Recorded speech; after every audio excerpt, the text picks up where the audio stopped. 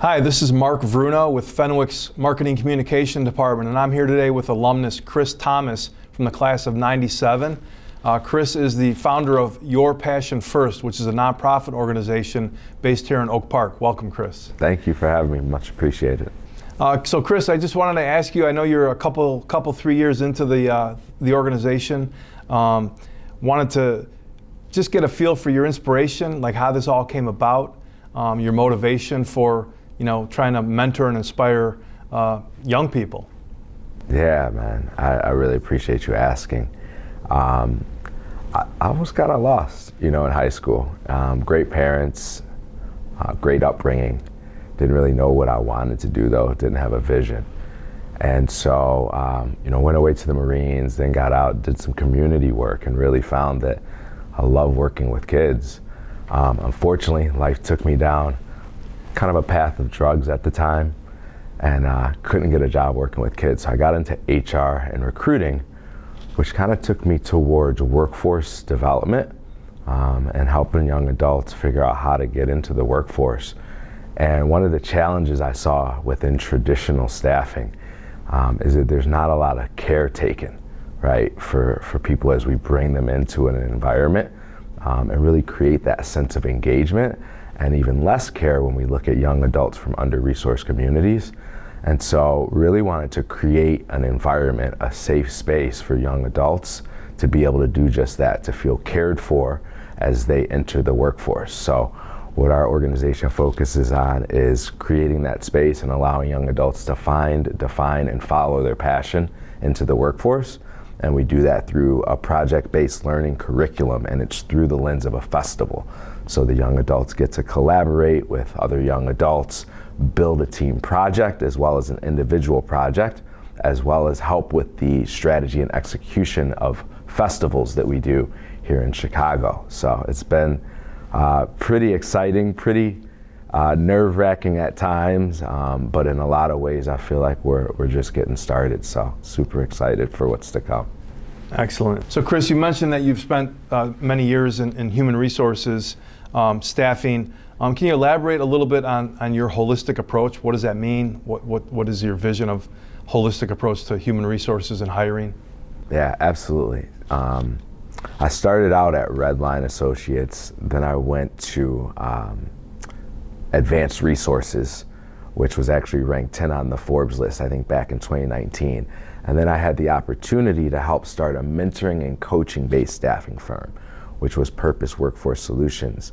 And so why that was such a neat opportunity, because it was an opportunity to really look at how do you bring someone in, but also mentor and coach them to not just come and fit in, but then how do they get further within the organization, right? And how do you really retain them as an employee? And so when you look at staffing as a whole and organizations, the one thing I think that's important is that really taking the time in the beginning to discover someone, right? Ask questions, see what their motivations are. And I don't see a lot of organizations taking that time to care, right? They're like, oh, you can do this job and this skill? Cool, let's put you in. But what about, is someone motivated by money? Are they motivated by wanting to be home with their family? Are they motivated by wanting to excel in their career, right? Like, what are those things that they really care about? And then how do you really fit the match there? And so it's allowed us to look at young adults and hiring in the community from that lens. Mm-hmm. But then also we have a consulting firm called Grow Exponential Consulting, where we're focused on that human-centered engagement part of the hiring and retention. So looking at it from that full spectrum of you come in, I understand you, to I match you, to I make sure that I'm ensuring to have those iterative conversations to see where you need to adjust your life to still align with where you're trying to go. Okay, interesting. You've pointed out, Chris, that the suburb of Oak Park and the Austin neighborhood, which is right here in our backyard on the west side, are geographically close in proximity, but are worlds apart in many other ways. Can you define what you mean by an under-resourced community and talk a little bit about how that can have a detrimental effect on the young people who live there? Yeah, Absolutely. Thank you for asking. Under-resourced can oftentimes be looked at as just financial, but there's a social capital component and a human capital component that I think we oftentimes miss, especially when connecting young adults.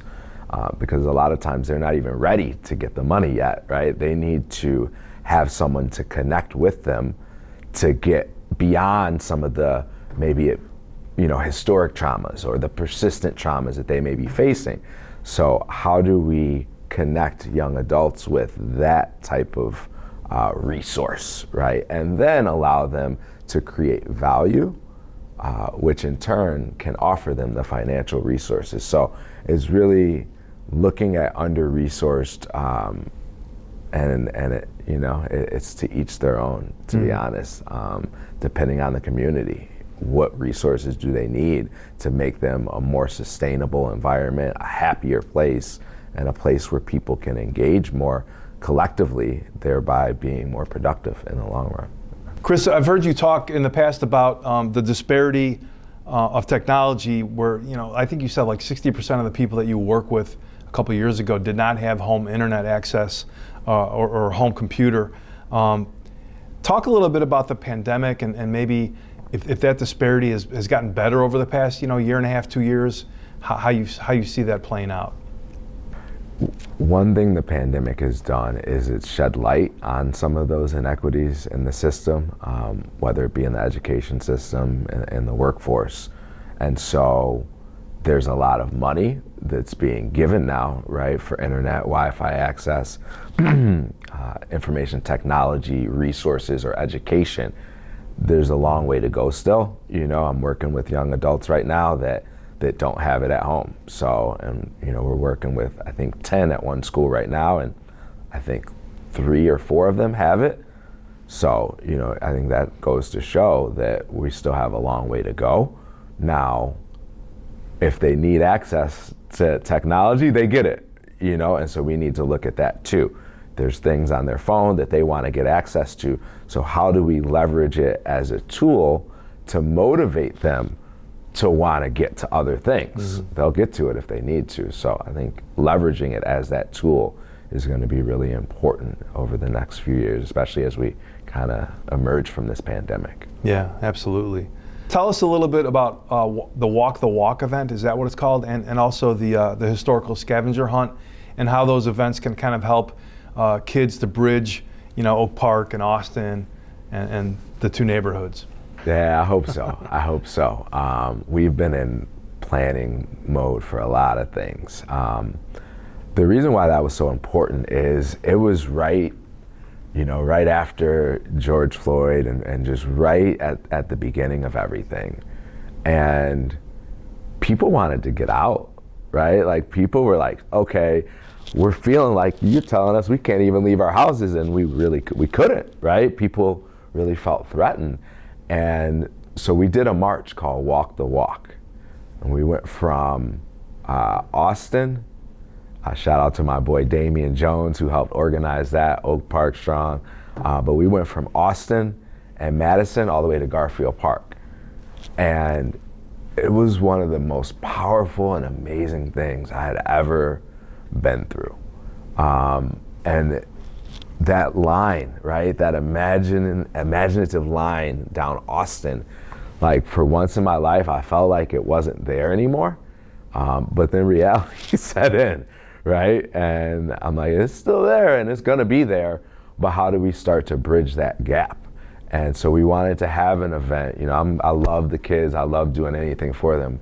We wanted to have something for them where we could kind of start to bridge that gap through historical narratives, right? Through an understanding first of where you are, right? Some kids didn't even know, 3 blocks down is this, or you have a goat farm here. And so really allowing the kids and community members, there were adults there too, opportunity to first connect, right? But connect on something common. And there's so many differences that we have, but there's so much more things in common that we have as people that we never get the opportunity to really be there to communicate on. And so it was really that opportunity to bring two communities together, to look at some of the trademark or some of the landmarks in the different communities, and to really point out that history and point out some of the work that people have done, right? Not just black people, white people have done good things, black people have done good things. There's a lot of, and I know we separated a lot, but there's a lot of other people that have done good things here in Oak Park and here in Austin and on the South Side. And so how do we leverage those positivities and commonalities to start to bridge that gap? So as you could tell, I get excited, I'm passionate about that. I hope that we can do it again this year. And again, the goal is to continue to let it grow and to be that opportunity where, divided yet close communities can come together. Mm-hmm. Chris, I've heard you reference this earnings analogy of, $300 per day versus $300 per hour, and that mindset. How do you get kids and young adults to kind of not cave to peer pressure and have a bigger picture mindset in terms of their earning potential? And you know what? I cannot take full credit for that. I have to give shout out to another Fenwick alum, John Hall, my boy. He's doing a lot of work in the financial space. And he did, I don't think it was a podcast, I feel like it was an article that he wrote, and we're talking about gym shoes, right? And about purchasing the shoes versus purchasing the stock, right? And then we got into talking about what the kids can make on the block, right? And they want to go and buy a new pair of shoes, and you can make $300 a day on the block. But if you put in time and energy into something, you can actually get to a point of making $300 an hour, right? Which is what your time can be worth. And so changing that mindset to, from immediacy of $300 a day to how do I look at something longer term, set a vision for something, and work up to earning $300 an hour, right? Without having to risk my life, right? My health being shot at, right? How can I take that time and sacrifice that for something greater? And so again, it's that microwave state of mind that a lot of our young adults can be in. How do we get them to not be in that state, but look at it longer term? So, good stuff. Let's talk for a minute about community centers. I know you've talked about how they're not maybe funded as much as they need to be, or how the money just doesn't go very far, and how your idea of festivals and events can kind of play into and maybe supplement that role in the community. I think community centers exist, and I don't think anything can take the place, first and foremost, of a community center. I remember working at the Forest Park Community Center. I've worked at the Oak Park as well, and now in interacting with a lot of community centers. They are doing amazing, amazing work, and no one else can do that work, first and foremost. Now, one of the challenges is they don't get enough funding to do what they need to do for the community. And there's a lot of money out there being given to communities, but not specifically to community centers. And so how do we fix that? I think there's a lot of ways. I don't know if I necessarily have a right way.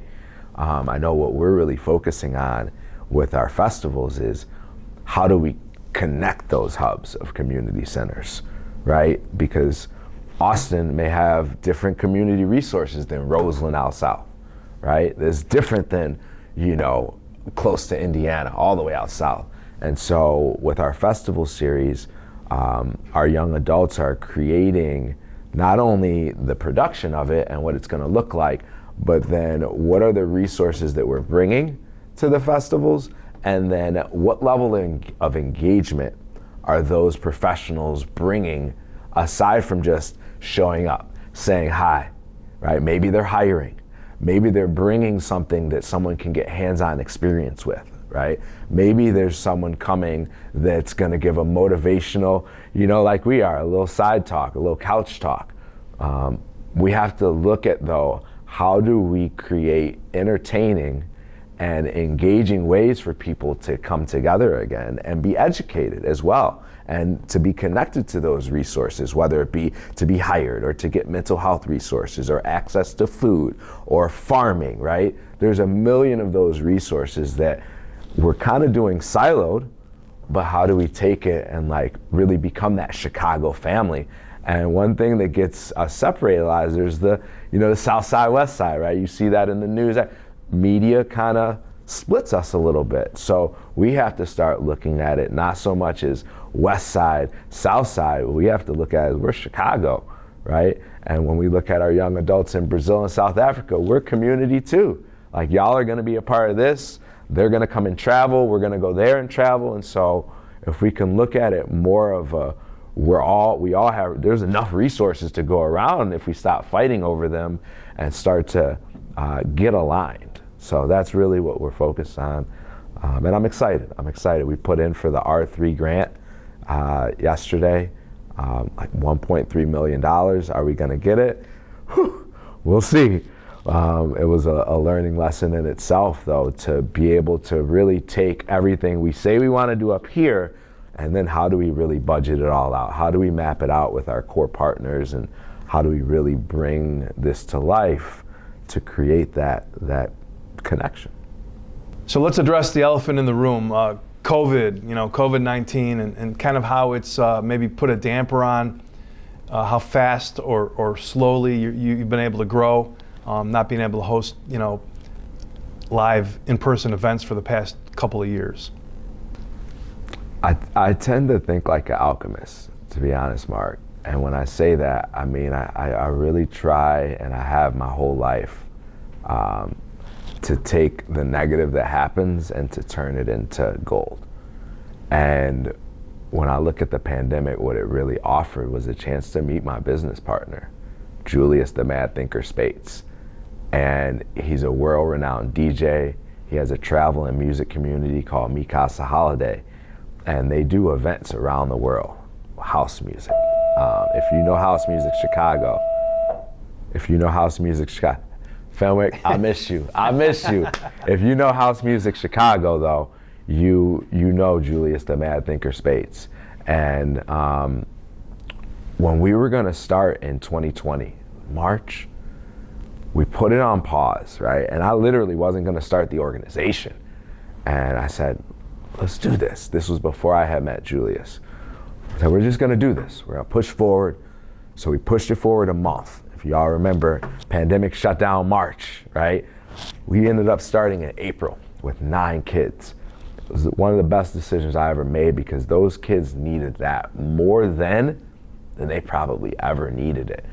And so we ended up obviously shifting to virtual for 2020. And along the way, we're trying to figure out, okay, how do we do this end of year event? It was gonna be in person before. Julius comes in. I hate being on social media and putting stuff, but I'm like, I know you got to do it. So I'm putting stuff out. He reaches out. He says, hey, I like what you're doing. We end up meeting. We get together, and we end up creating this amazing 7-day, 24-hour-a-day global workforce readiness music festival.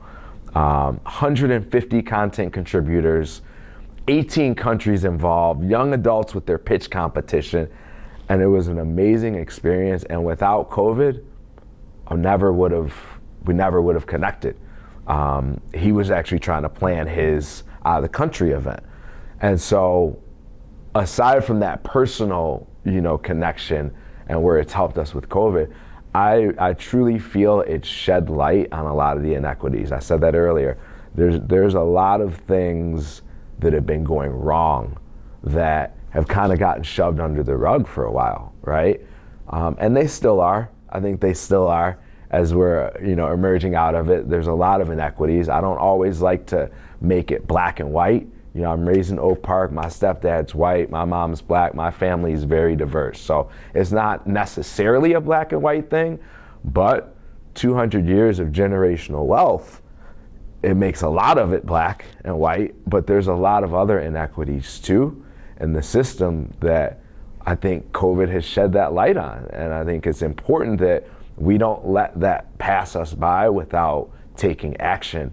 And if you look at some of the candidates that are running politically and stuff, I really feel that we're making a shift because more of our minorities are standing up, right, for what really needs to happen and needs to be done.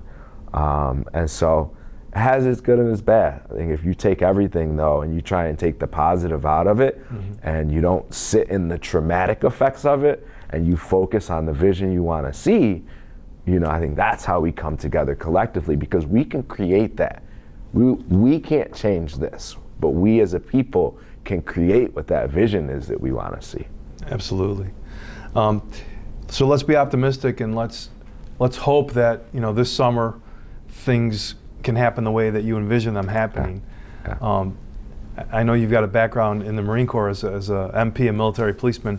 Talk to me a little bit, Chris, about security. I know you're worried about it, and how you're gonna make it happen, and make people who come, be safe and feel safe. Yeah. Have you thought through that process? A lot. And there's security, and then there's violence, right? A lot of the work that we're focused on within under-resourced communities is violence prevention, right? And the reason for that is the thing that is hurting our communities the most. And when we look at some of the populations, especially here on the west and south sides, it is the age demographic that is 16 to 26, right? Especially right here in Austin. And so what we have to look at with security is what is, like you said, what's gonna get people to feel safe.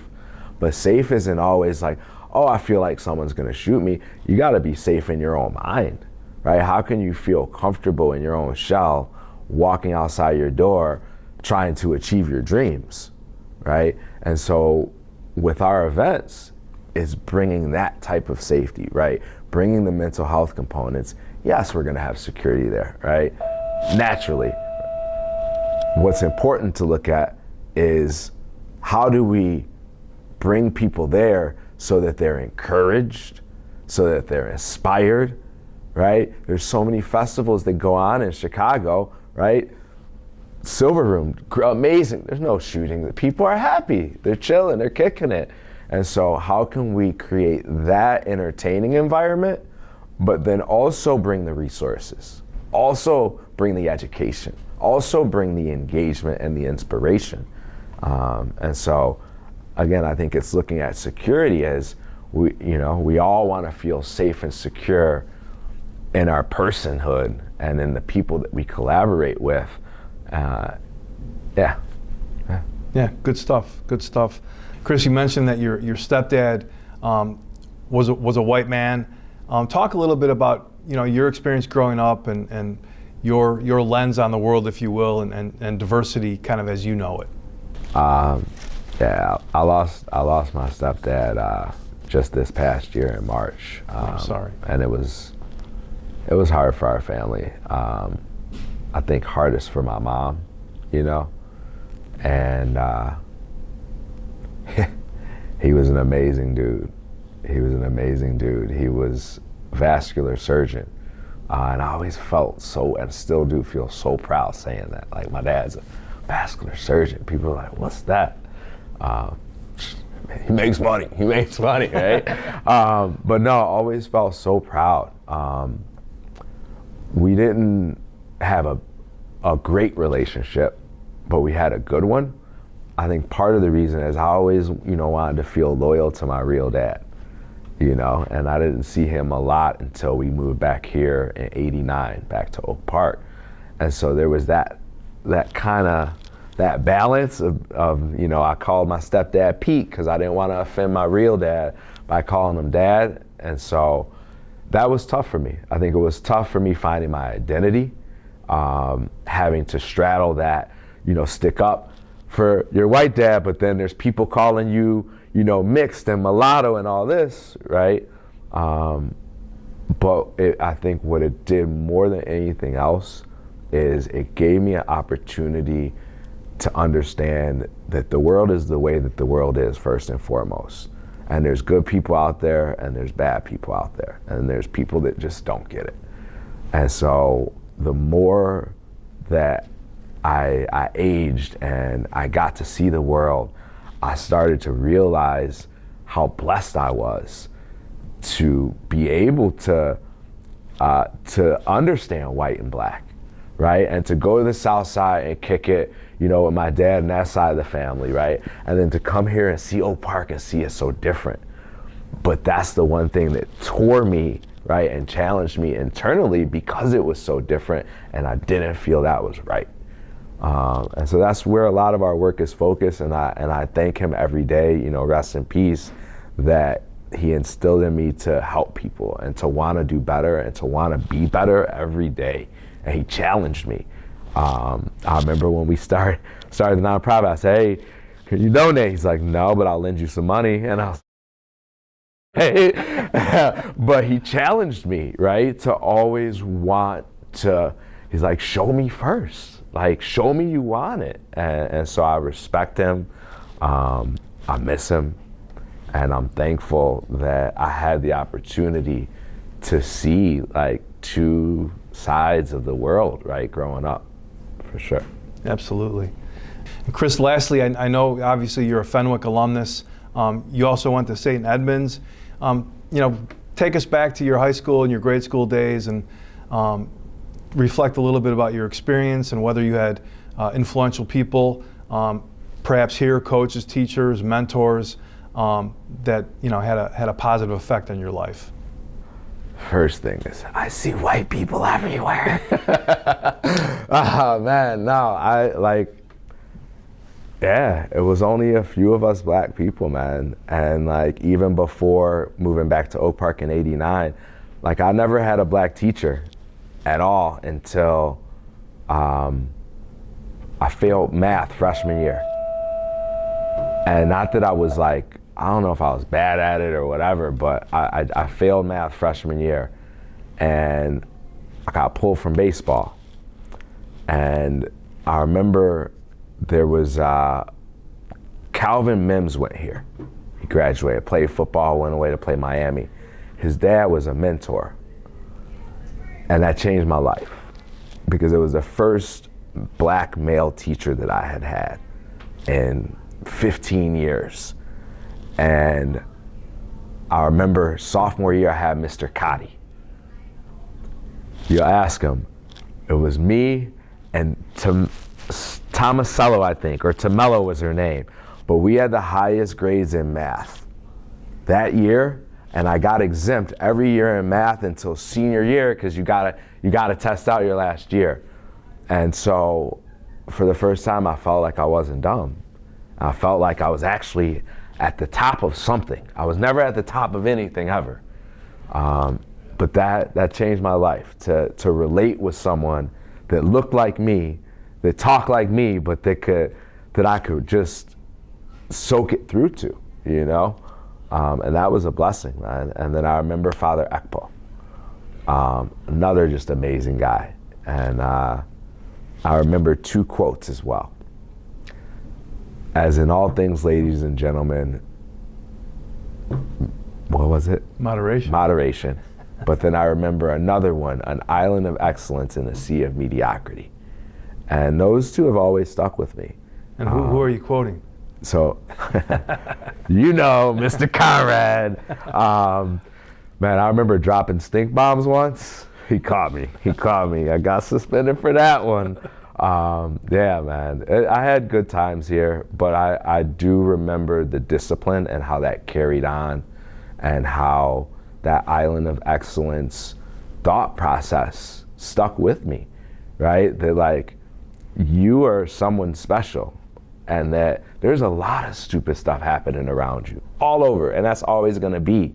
But if you always consider yourself on that island of excellence, that doesn't mean you're better than anyone else, but consider yourself the ability and capability to be excellent every day of your life. And it always stuck with me. So appreciative of all of those relationships and those people, absolutely.